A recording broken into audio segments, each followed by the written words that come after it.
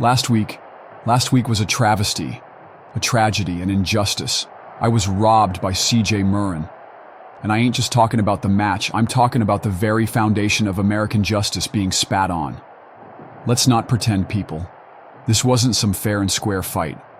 This was a setup by that tyrant, that fraud, that George Soros-funded dictator Harvey to keep me, perfect Percival Pride, and the Stars and Strikes from bringing real American values to LBN. And you people ate it up, didn't you? You cheered for CJ Murren like the mindless sheep you are. You fell for another left-wing psyop. And while I was in the trenches, fighting for freedom, what was CJ doing?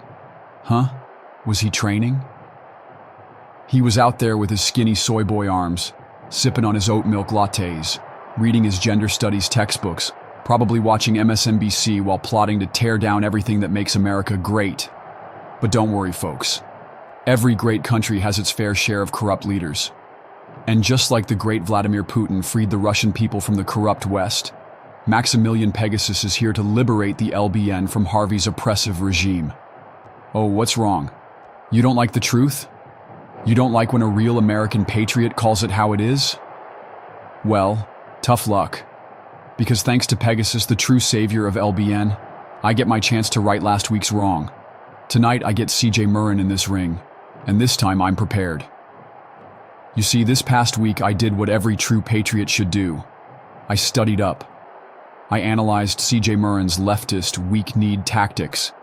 I read Breitbart News. I posted on Truth Social. And I even listened to an entire Ben Shapiro podcast at 3 times speed. And let me tell you something, folks. I have never been more ready to uphold the red, white, and blue. So CJ, lace up those boots real tight, because the indomitable American spirit is coming for you.